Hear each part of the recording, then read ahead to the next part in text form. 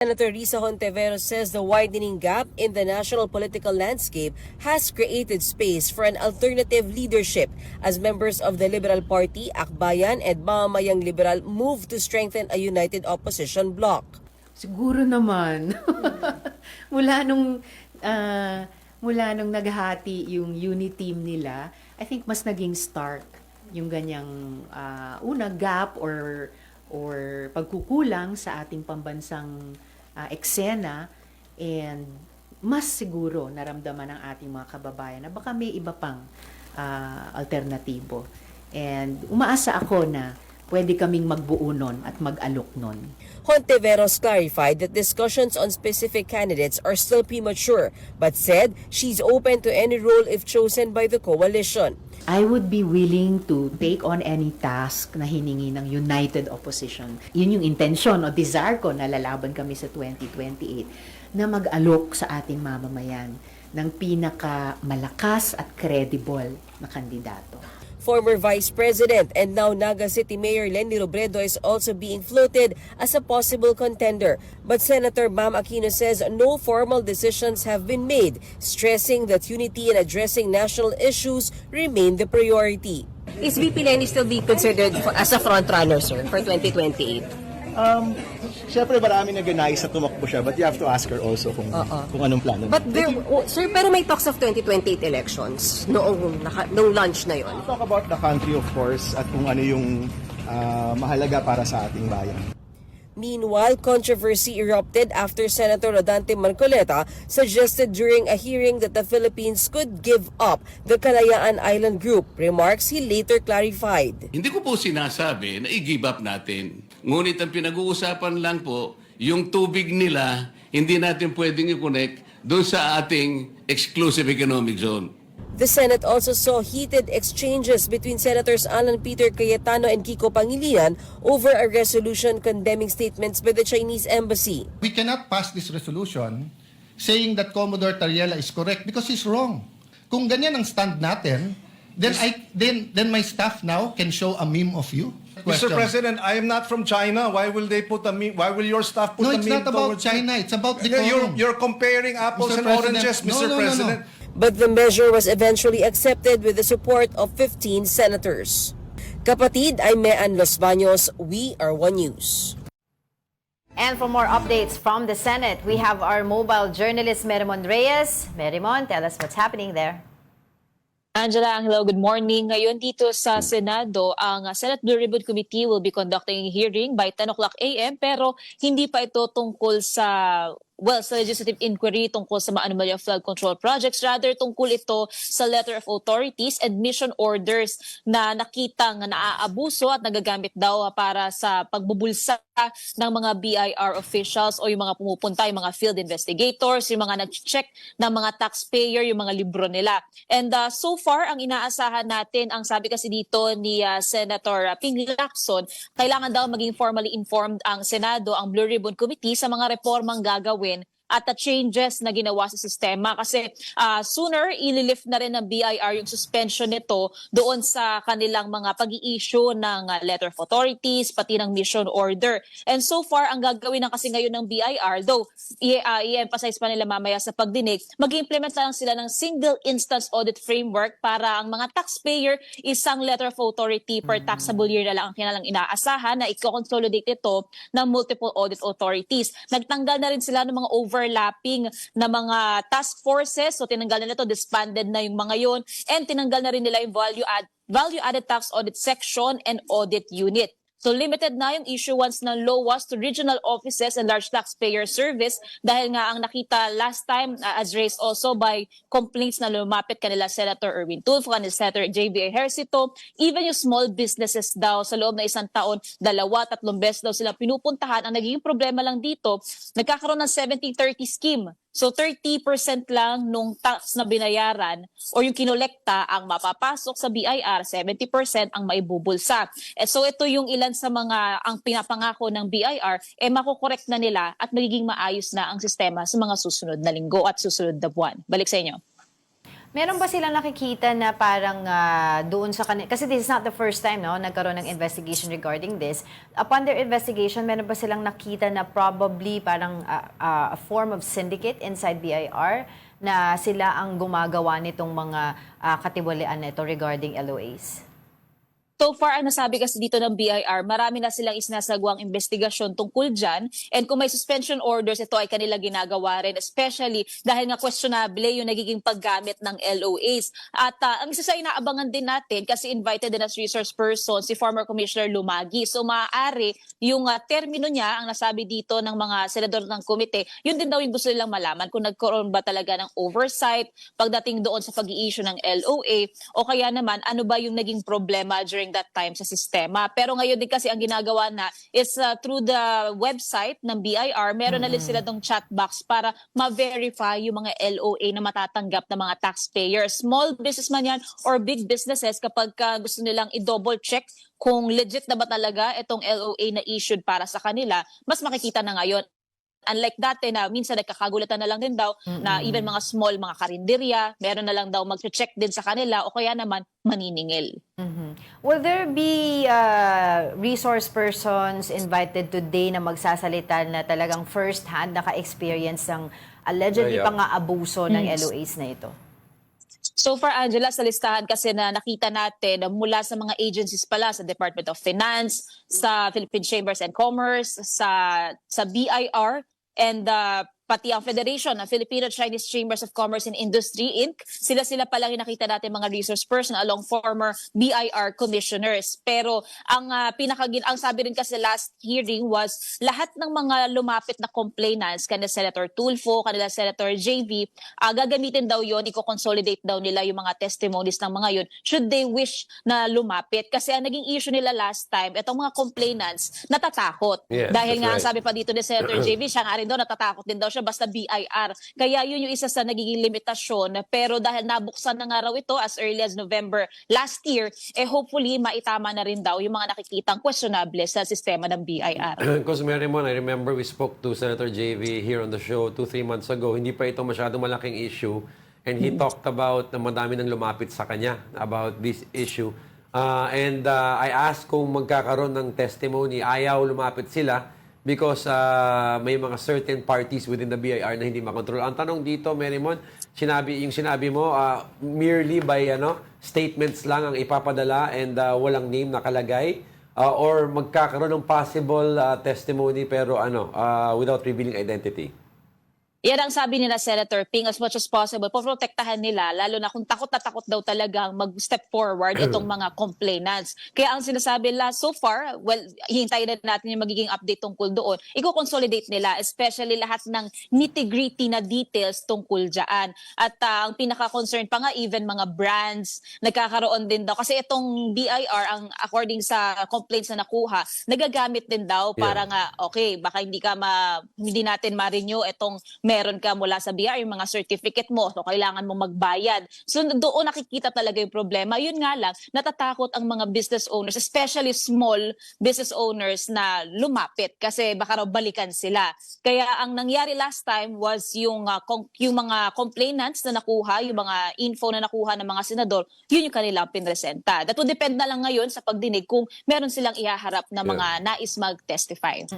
Well, Marimon, on to another topic but still over at the Senate. Nagkaroon daw ng konsultasyon between the senators and the ombudsman and DOJ regarding dun sa magiging Blue Ribbon report ng Senate Blue Ribbon Committee regarding the anomalous flood control project.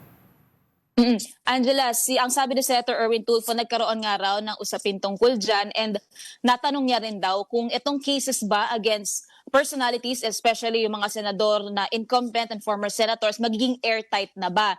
Though wala pa kasing lumalabas talaga ng mga arrest warrant against them. So ang sinasabi dito ni Senator Tulfo, wala pang sinasabi directly itong ombudsman or ang ibang mga ahensya. Pero ang tinitingnan niya, syempre, kailangan mabuo muna talaga ng todo yung case build-up regarding that. Patungkol doon sa Blue Ribbon Committee report na nilalaman din kasi nito yung ilang mga senador na kaya din daw nagkakaroon ng reservations yung ilang mga senador sa pagpirma ng Blue Ribbon Committee report was because yung iba nakikita weak yung wording daw sa malamya yung ibang laman ng committee report, yung iba naman sobrang strong worded, while the others ang concern nila was the names dropped doon sa nilalaman ng committee report na nais pakasuhan. Ang sabi dito ni Senator Tulfo, so far kung maipupush na ni na Senator Ping o kaya ni na SP Soto at kung makuha na yung at least 11 votes, may sasalang na siya sa session floor. But still, may reservations pa rin talaga na pumapalibot doon. And yun sa 11 na signature na kailangan dito, ilan ang kailangan na minority na signature? From the minority. 20 members kasi ang meron yung Blue Ribbon, kasama na dyan yung mga ex-officio members. So, ang kailangan dito, majority, 11 signatures. Yun nga lang ang nasabi ni Senator Ping last time, 6 na dapat, 7 kung kasama siya. May nag-withdraw kasi ito sila Senator Mig, sila Senator Sherwin, at ang sinasabi nila, kailangan pa raw nila ng time para pag-aralan yung laman nito.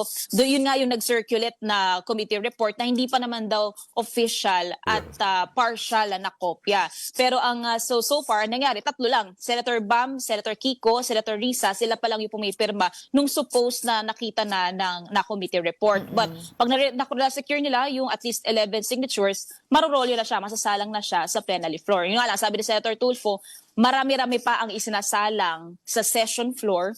And pero kung maipupush naman daw anytime soon, isasalang na itong committee report.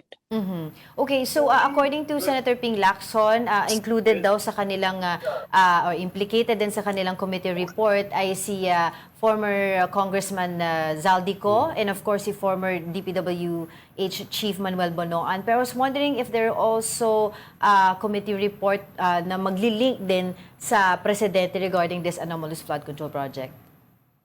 Ang sabi kasi ni Senator Ping so far, wala pa kasi talagang direct na ebidensya nagtuturo kay Pangulong Bongbong Marcos. Ang nasabi dito ni Senator Ping, yung GAA kasi inaaprubahan niya ng Pangulo kapag dumating na sa kanya. So hindi raw yung Pangulo ang gumagawa nito.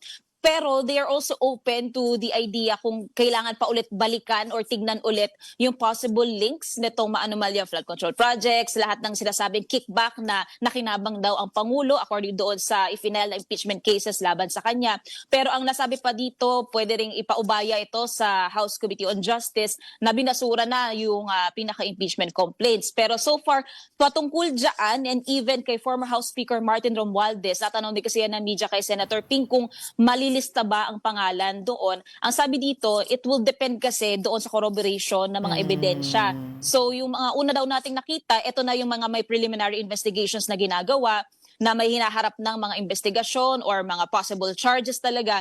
Pero on the case of the former House Speaker, on another category siya. Ito yung nabanggit sa mga pagdinig sa investigasyon dito sa Senate Blue Ribbon Committee, pero hindi pa sapat yung corroborated evidence to prove talaga yung link niya. So, pero then again, hindi pa natin nakikita yung pinaka-partial and official copy ng committee report.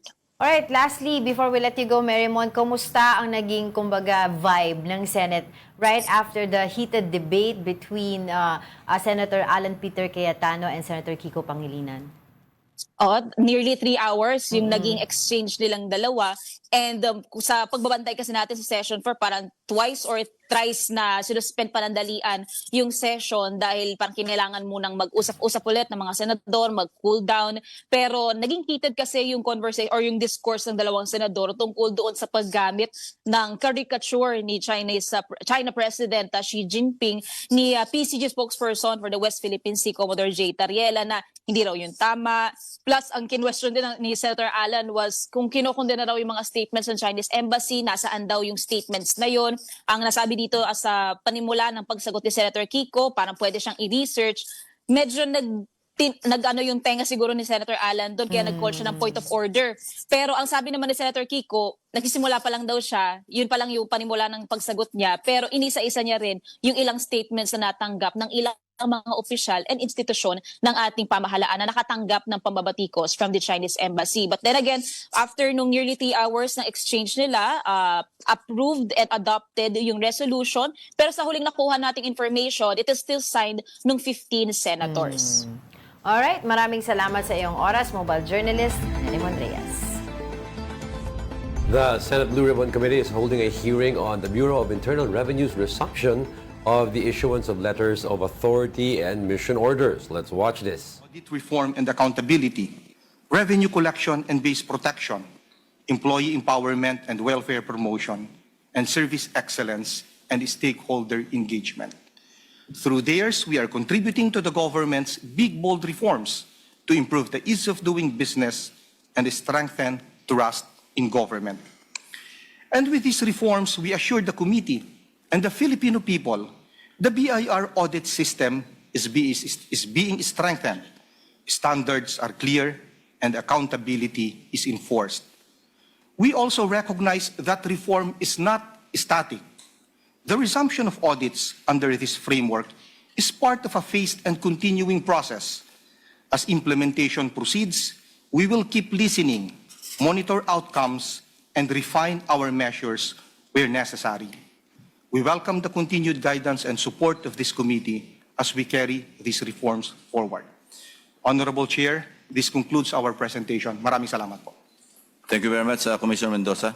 Before I yield the floor to my colleagues, first, let me thank you personally for the reforms that you have instituted.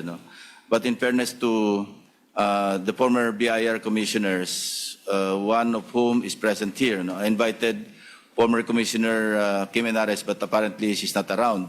So we'd like to hear the comment of former Commissioner Lumagi. If you have some comments on the reforms being that were presented by the new commissioner. Good morning, Mr. Chair. Good morning to the members of the committee. Well, first, my only comments are that I think the reforms made are comprehensive enough and addresses a lot of issues that surround the or apparent abuse of LOAs. I also agree specifically with the abolition of the VAT audit units because last year I was also supposed to abolish the VAT audit section and VAT audit units for this year. So that is one good development because it will absolve the taxpayers of the issuance of multiple LOAs. So that is really a necessary and a big help to all the taxpayers.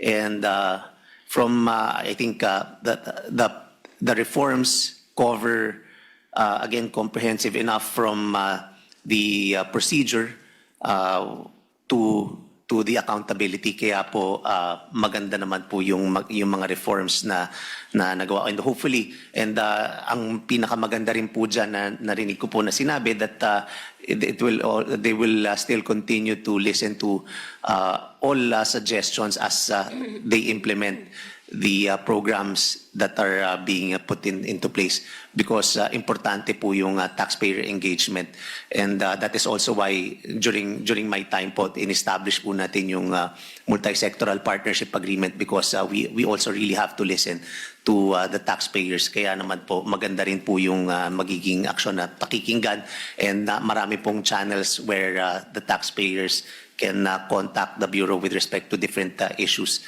So yun lang po, maganda po yung reforms na nailatag po. Thank you. Thank you, Commissioner Lumagi. Ang isang talagang key para maiwasan yung corruption, di ba, transparency. And obviously, yun yung thrust ng inyong reforms because yun nga, yung taxpayer open sa public yung inyong website, no? Ang isang tanong ko, which I also asked yesterday, hindi ba nakalink ito sa egov.ph? Kasi yun ang alam ng mga kababayan natin, pag nagta-travel, doon agad pumupunta. Then from egov, hanap ka lang ng NGA, LGU, and so forth and so on. So I would suggest na instead of, parang standalone yung inyong website, i-link nyo na rin doon sa egov, no? Yes, Commissioner. Yeah. Actually, nakalink na po, Mr. Chair. Nakalink na? Yeah. When did you do it?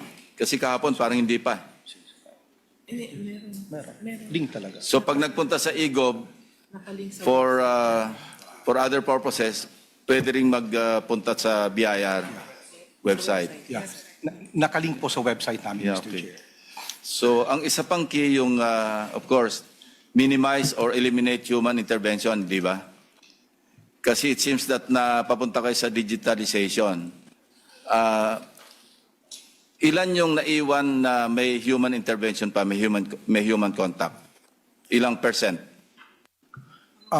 As of now, Mr. Chair, the previously issued letters of authority that are still active at the time we suspended the audit is around 45,000 letters of authority. But these are subject to consolidation, Mr. Chair, unless the taxpayer requests otherwise. So, sa ngayon, sa issuance at saka yung pagpirma sa LOAs, ilan na lang yung authorized? Ngayon po, ang Kasi ang una narinig ko, ikaw na lang authorized na mag-sign or mag-issue ng LOA? Yeah. Hindi po.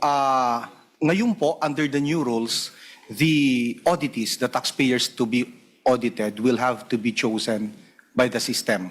So the core criteria for choosing the taxpayers to be audited are already embedded in the system. So ito pong system ang maglalabas ng mga taxpayers na i-audit. And then, i-approve po ng Commissioner of Internal Revenue. At kapag in-approve ko po, ay ibababa po ito sa mga revenue regions or sa large taxpayer service. Anonymous pa po at that point for assignment of the auditors and the group supervisors. And then iaakyat po uli sa amin so that we will anonymize and then saka po ibababa uli sa revenue regions for issuance of the letters of authority by the regional director or by the large taxpayer service. So dalawa na lang po generally ang makakapirma sa letter of authority, yung large taxpayer service ang magkakandak or yung revenue region or yung regional director po. Or kung merong fraud, yung National Investigation Division or yung RID depending on the threshold. Kasi the first time I heard na only the commissioner is authorized to sign, sabi ko ma-overwhelmed. Wala nang gagawin yung commissioner kundi magpirma. Imagine, 45,000 ba yan?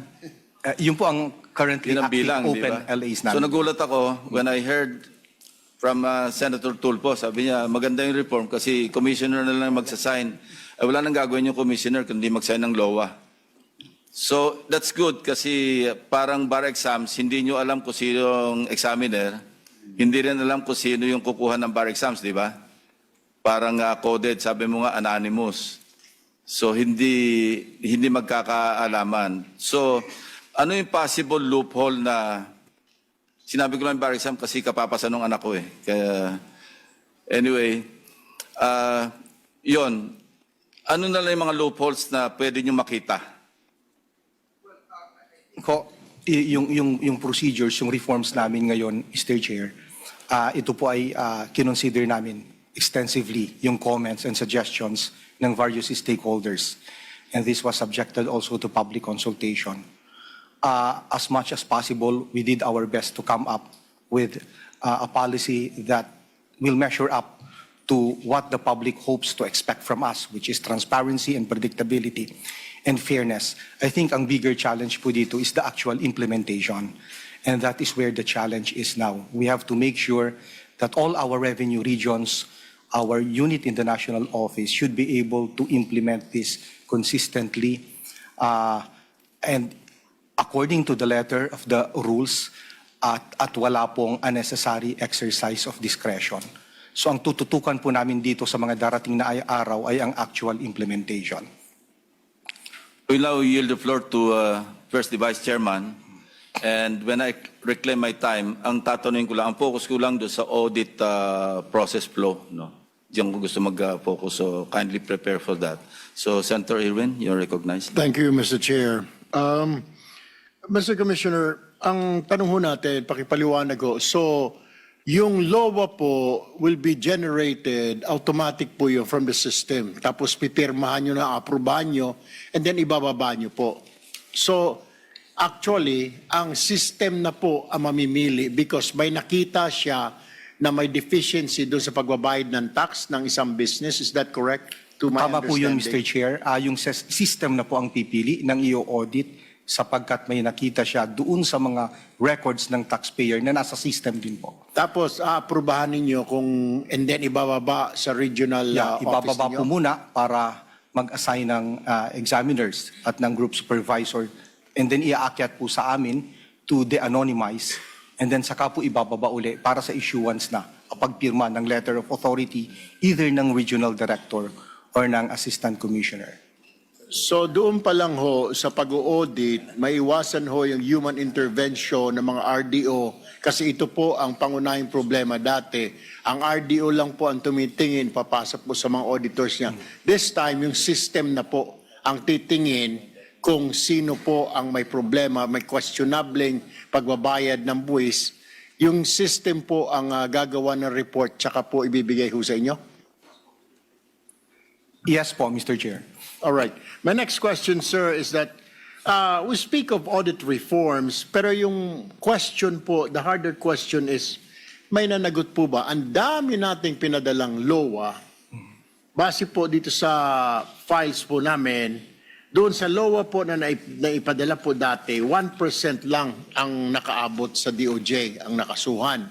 And then, wala, mas lesser pa po sa Court of Tax Appeals. Ang tanong ho natin dyan, may way forward din po ba kayo na para hindi na po maulit o sufficient itong reforms ninyo para maiwasan na po itong areglo, etc.? Well, maliwanag po na nakalagay sa ating RMO na ang mga kawani ng BIR na hindi susunod sa mga bagong panuntunan ay mananagot, makakasuhan sila either administratively, civilly, or criminally. But meron din po kami mga ongoing investigations of BIR personnel. As of now ho, meron kaming 30 employees that are undergoing investigation. In fact, yung 25 po sa kanila ay meron ng formal charge. Another question po before I yield the floor back to our chairman. Meron po bang kasama na reshuffle or transfer kasi po hindi po komportable ang ilang negosyante? May reforms nga po. Ang may nakarating ho sa akin, kinakabahan siya na baka isipin daw po ng RDO siya yung nagsumbong sa amin, nakarating sa amin. Meron po ba kayo ngayon na reshuffling ng mga tao na transfer yun dito, alisin, ilagay doon sa malayo para the usual process na baka balikan yung mga businessman po natin? Meron na po tayong ilang personal movement na isinagawa noong mga nakaraang linggo at meron pa pong mga susunod na reshuffling. Ongoing po itong reshuffling po ninyo? Yeah. Ongoing po ito, Mr. Chair, at meron po mga susunod pa na personal movement.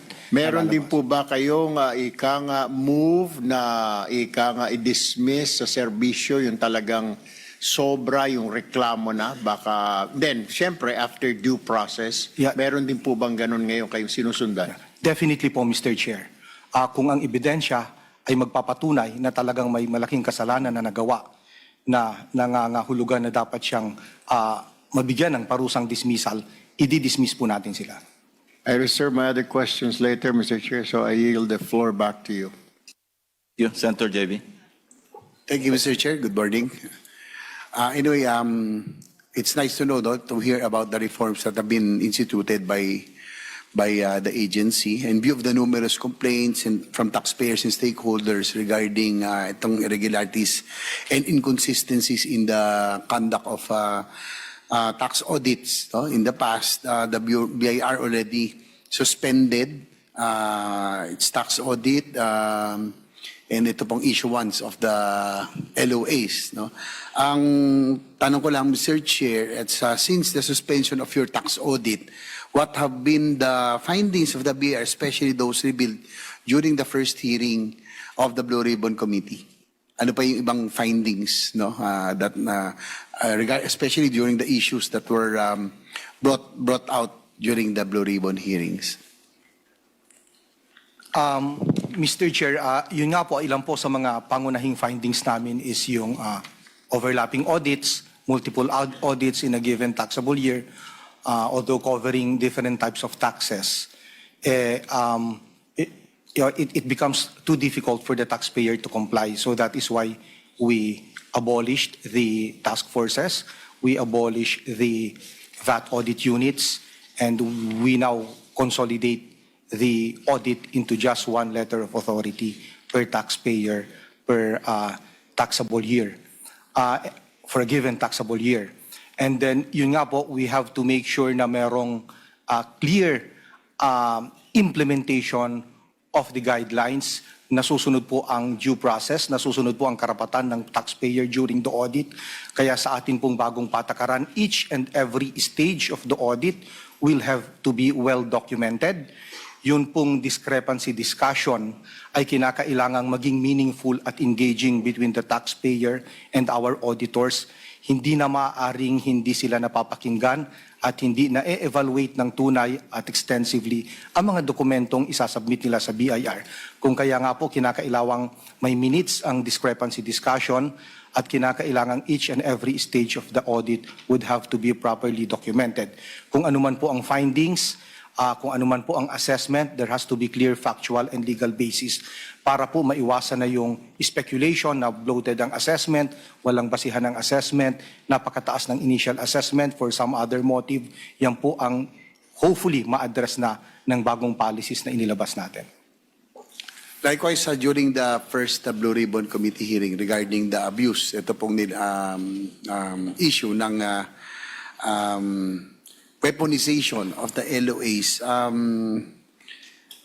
yung mga mga lumabas na issue, no, yung issuance of multiple LOAs that are being used, at least ngayon po ay we could see, no, na that a lot of issues that were brought up then were considered, no, of course, in the reforms that are being instituted. Ngayon po ay 1 LOA na lang per year, no.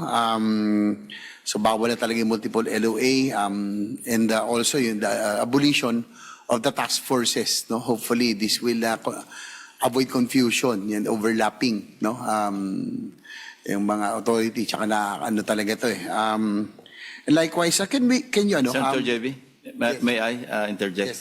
Dati ba ilang years? Ngayon, one LOI per year sa isang taxpayer. Ngayon po, dati ba ilan? Ngayon, before po kasi po pwedeng umabot sa 3 ang kanilang LOA given at no, how many years? Yung how many years na nag-i-issue ng LOA?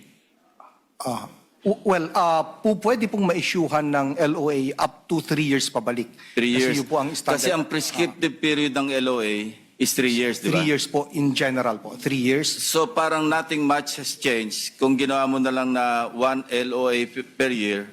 Kasi kung nagpe-prescribe naman siya after 3 years, during the period of the issuance hanggang sa may assessment pa, effectively mga 2 years na rin yun at least, di ba? Opo. So parang ganun din. Opo. Kasi magpe-prescribe din. Yes. So anong reform meron doon? Na ginawa na lang 1 per year?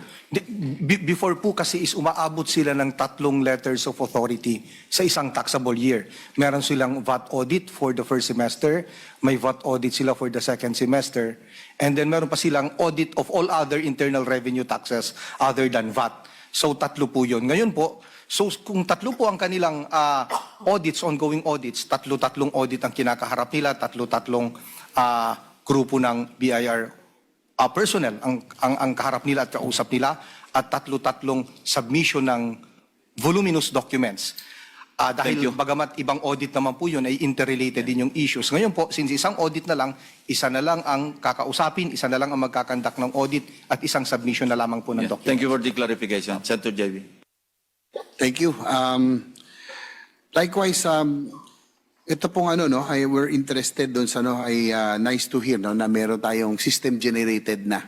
So hindi na ito yung pwedeng projectin yung isang taxpayer, for example. So probably, Mr. Chair, if I know you have already explained it, siguro briefly kung ano pa yung features, no, of this, paano nga yung ang mag-identify na lang, system na lang. Kung mayroong discrepancy, lahat, hindi na yung mga revenue officers, hindi na yung officials. Yes po, yung system na po ang magsasabi, ang magluluwa noong pangalan ng mga taxpayers na dapat i-audit.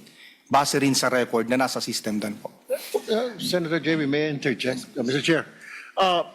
So yung system po, pero pag lumabas sa system, dadaan pa po yata sa inyo. Tama po ba yung pagkaintindi Yes po, kanina? At i-approve ko po. All right, that is the ongoing Senate Blue Ribbon Committee on the BIR's resumption of LOA Issue 1. Which Senator JB talked about, remember, na finally, he said nagkaroon siya ng lakas ng loob to bring it out. So, nasa Blue Ribbon na ngayon. All right, we'll be back with more stories after the break. Keep it here on One News.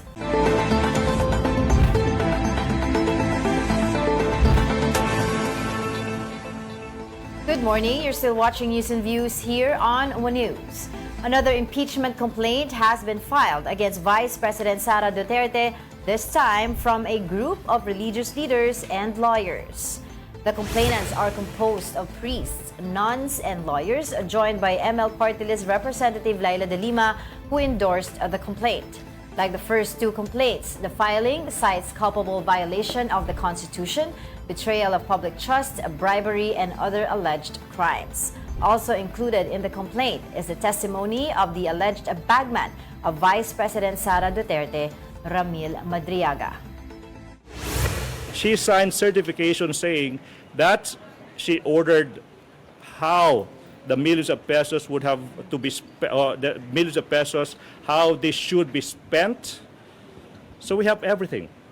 We have witnesses. We have documents to prove that the Vice President violated her oath. Ang usapin po ay hindi lamang political, hindi po kami mga politicians. We believe there is moral concern, and kaya nandito po kami muli. And we pray that Congress impeach forthwith Vice President Sara Duterte for the cause of truth, even due process. Earlier, Vice President Sara Duterte responded in a video statement to the impeachment complaint endorsed by Akbayan. The VP said she is just being politicized, but Congresswoman Laila De Lima pushed back. Shallow yung kanyang magiging defense, legally speaking. Kaya doon na lang siya pumupuntirya sa political aspect of the whole case. I call it an extraneous argument, yung ganyan na mga pagtirada niya sa Akbayan at kay Senator Risa Hontiveros. The Department of Justice said that cases linked to alleged flood control anomalies, including those involving business figures and sitting senators, are moving forward. Here is the report. The Department of Justice has assured the public that all cases related to the flood control issue are moving along. In an interview with Storycon, DOJ spokesperson Attorney Paulo Martinez said entrepreneur Jonathan So is a respondent in a case already submitted for resolution. The case involves alleged anomalies in flood control projects connected to contractors Wawaw Construction and Top Notch Catalyst Builders, with charges including malversation and falsification. Jonathan So is a respondent in one of the cases pending before the DOJ. He's a respondent in one of the flood control cases concerning either of two contractors, that's Wawaw Construction or Top Notch Catalyst Builders. The charges are, well, there are many. The primary charge, so to speak, would be malversation through falsification by a public officer. At the same time, Martinez clarified that no complaints have been filed against So's business partner, Carlito Macadangdang. As for the other individual related to Mr. So, Carlos Macadangdang, he is, well, currently there is no complaint lodged against him in the DOJ. No complaint where he is made a respondent. So as regards to him, his participation, insofar as the DOJ is concerned, well, is currently out of the records, out of our competence to comment on, at least for now. Meanwhile, the DOJ confirmed that multiple cases are moving forward against sitting senators linked to the same batch of flood control projects. These include 3 cases involving Senator Joel Villanueva, while a separate plunder case against Senator Jinggoy Estrada is now under preliminary investigation. So there are 3 cases wherein Senator Joel Villanueva is involved. And these 3 cases are part of the same batch of cases involving, like I said earlier, either of 2 contractors, Wawaw Construction or Top Notch Catalyst Builders. So ano po yan? And these are 6 cases in total. We know that Senator Jinggoy Estrada has a pending case with the DOJ, the charge being for plunder. That's the main charge. Again, Martinez emphasized that senators can still be arrested if their cases carry prison sentences of more than 6 years despite parliamentary immunity. biggest charge, no? And that's Now, the Office of the Ombudsman is holding its strategic and operational planning for 2026 to 2032. For the details, we have Mobile Journal Arles de los Santos reporting from Baguio City. Arles? Angela at Diego, dito nga tayo ngayon sa Baguio City kung saan nagpapatuloy ang strategic and operational planning ng Office of the Ombudsman. Ito ay para buuhin nga yung 7-year agenda ng Office of the Ombudsman para nga daw iayon yung mandato nito, yung itinatakda ng konstitusyon upang tugunan ang iba't ibang mga issue ng pamahalaan kagaya na lamang ng pagpapanagot sa mga personalidad na nasasangkot sa iba't ibang mga issue at korupsyon sa bayan. Kasama na nga dyan sa mga nagsalita dito si Attorney Kirby Tibayan na sinabi na marami daw talaga na kinaharap na issue ang lipunan at kailangan talagang iangkop yung mga batas na umiiral dito. Meron daw mga gaps o mga pagkukulang o mga issue na dapat iresolba para nga matugunan at mas maayos na ma-handle yung mga issue natin ngayon. Kagaya na lamang kung maaari daw na magkaroon ng Whistleblower Act dahil daw wala pang batas na nagtatakda na magbibigay ng proteksyon doon sa mga testigo at nais kumanta patungkol sa ilang mga issue o yung mga nasa likod ng mga pangyayari. Gayon din, may mga hurdle din daw o issue yung mga investigador natin at yung justice system natin mismo na magkaroon ng access nga doon sa bank secrecy law. Masyado daw mahigpit yung nakatakda at iniuutos ng batas kung saan daw kung maaari sana titignan kung maaari itong luwagan nang sa gayon ay mas mabilis ang gagawing investigasyon. Gayon din daw yung freedom of information. Sa ngayon daw kasi meron pa lamang order dito para doon sa mga executive departments na magbibigay ng impormasyon na kakailanganin ng publiko pero hindi nito sakop yung lehislatura at judikatura, kaya daw kung magkakaroon ng batas para rito mas magiging mabilis daw yung pagkuha ng mga record ng mga ahensya ng pamahalaan. Pero bukod pa dyan nakikita talaga nila Angela at Diego yung issue o yung hamon dito patungkol doon sa organized crime o yung mga sindikato daw na kung saan ilan ding mga malalaking personalidad yung nasasangkot dito o nasa likod ng mga ito at kung yung mga probability daw kagaya na lamang ng mga announcement o mga press conferences na sinasabi na sangkot daw itong personalidad na ito at gayon din yung personalidad na ito dahil daw organized crime ang mga ito mahirap daw na patunayan yung corroboration o yung mga tinatawag nito na alegasyon laban sa mga ito kaya daw kailangan talaga ng mga reforma at pagbabago para nga makasabay sa pangangailangan sa mga issue ng korupsyon sa ating bansa. Arles, nabanggit ba ang opinion ng Ombudsman regarding if sang-ayon sila naging ICI ay gawin isang constitutional body? Sa ngayon, Diego, wala pa tayong tugon na nakukuha mula kay Ombudsman Boying Rimulya. Inaasahan natin siya na darating dito at pagbibigay ng talumpati maya-maya lamang. Pero sa oras na ito, at least sa Senior Associate Justice Marvic Leonen ay nandito at nagbigay ng kanyang talumpati kung saan binigyang kilala niya rin naman yung mga issue na kinaharap ng hudikatura. May mga korupsyon din daw dito na kinaharap ang legislatura, ang hudikatura, kung saan nga may ilang mga hakbang silang iginagawa para nga siguraduhin na ma-resolve ito. Pero kabahagi din yan yung plano nga na electronic na yung mga communication and mga pagsasampa ng kaso and other things in between na maaari para daw mas maging it's for the purpose of easing the business nang sa gayon kasi may mga gastos din daw na kinakailangan para pagsasampa ng mga kaso. Nabanggit din ni Justice Leonen yung cyber warrant, kung matatandaan ninyo yung Ombudsman kasama sa mga nauna na nagsabi na kailangan ng cyber warrant para doon sa mga cellphone or digital devices na pag-aari ni dating DPWH Undersecretary Catalina Cabral. Pero kung saan naman sinabi ni Leonen na hindi daw kakailanganin ng cyber warrant doon sa mga technologies kagaya na lamang ng mga computers or laptops na ibinigay mismo or inisyu ng gobyerno. So ito yung mga issue na we're hoping na makakuha ng sagot kay Ombudsman Boying Rimulya. Ngayon kasi magkakaroon siya ng talumpati in a short while and then magkakaroon tayo ng ambush interview sa kanya. So asahan natin kung ano pa yung magiging development ngayong araw. Alright, thank you for that. Mobile Journal Arles de los Santos, live from Baguio City. A recent survey by Okta Research found that a majority of Filipinos trust the national government to handle the country's problems. Conducted from December 3 to 11 last year, the survey showed that 55% of adult Filipinos have confidence in the government's ability to address national issues, while 20% disagreed and 25% were undecided. Trust varied by region, with the Visayas recording the highest at 68%, followed by Mindanao at 58%, and both Balance Luzon and the National Capital Region, or NCR, at 49%. The survey involved face-to-face interviews with 1,200 adult Filipinos. Don't go away because we're not done yet. Stay with us.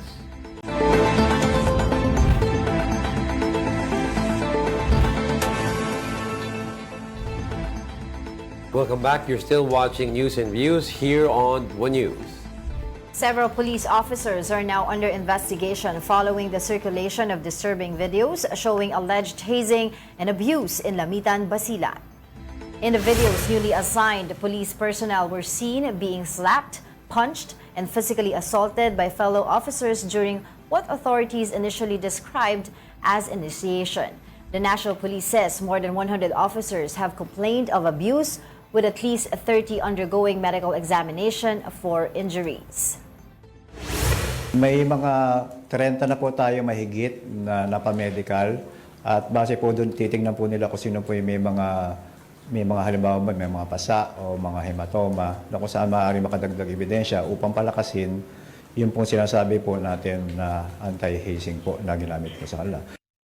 The PNP reiterated its zero-tolerance policy against hazing, warning that those found responsible will face both criminal and administrative charges. The Napolcom Bangsamoro Region Office has also launched its own investigation, stressing that hazing is illegal and will not be tolerated within the police organization.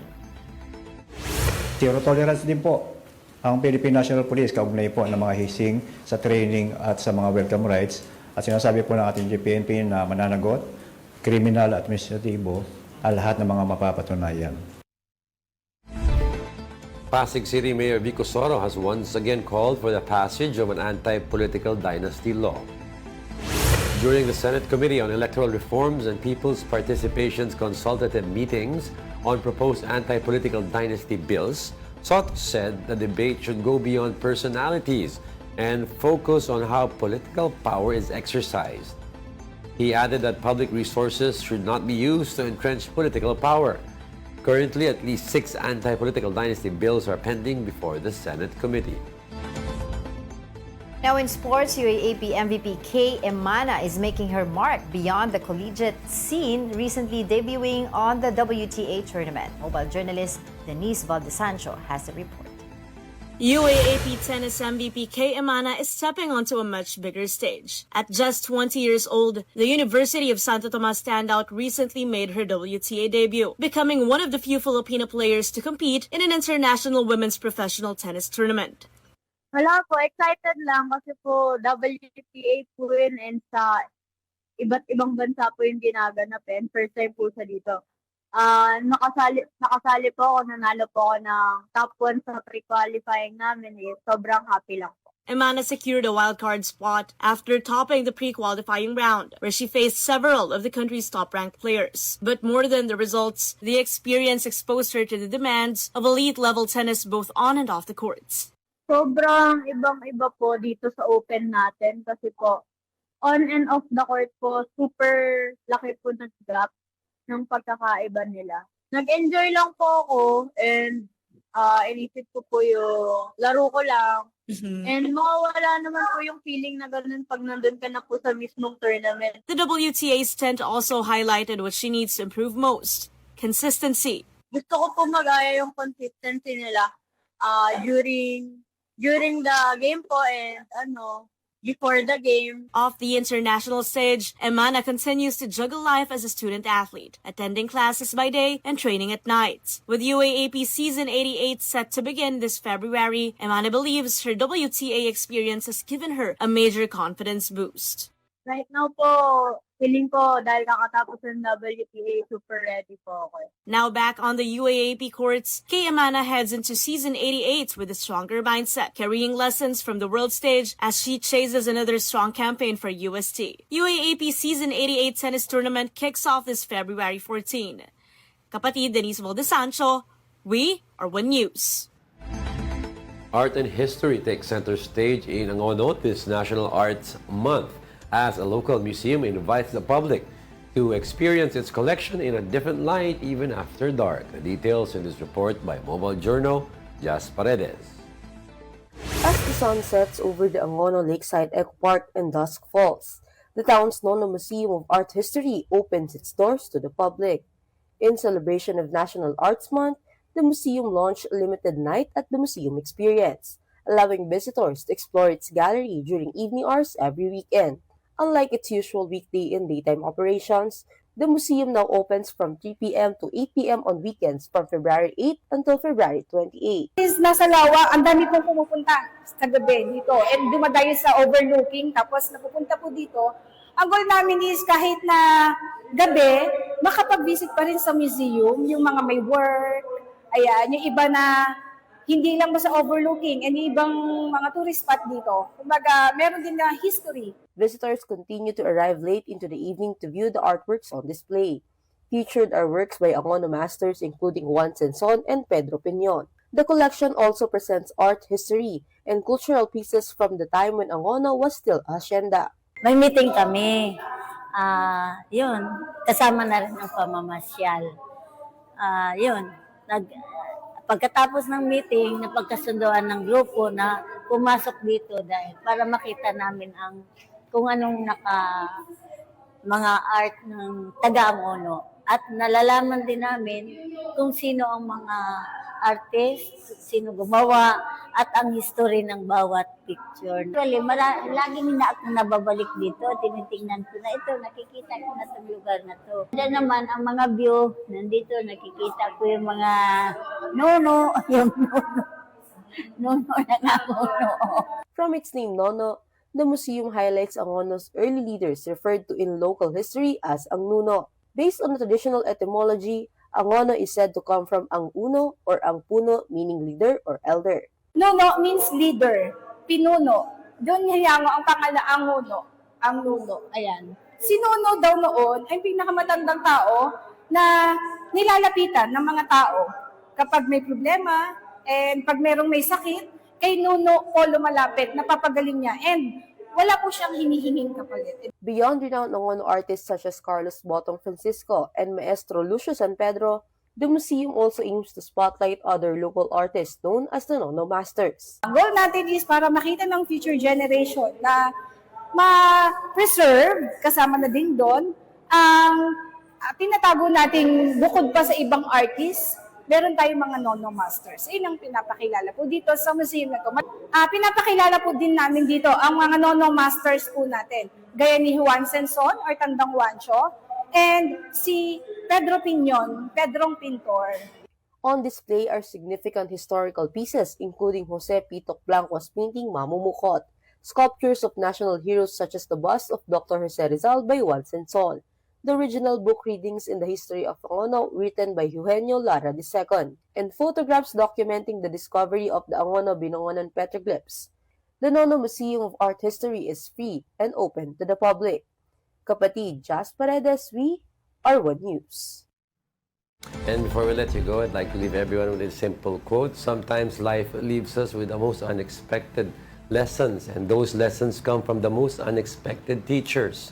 With that, grief is the price we pay for loving a pet who taught us what quiet, unconditional love really was. That wraps up today's episode of News and Views. Join us again tomorrow. I'm Angela Lagunsad Castro. I'm Angelo Castro III. Kapatid, we are One News. All sides, all the time.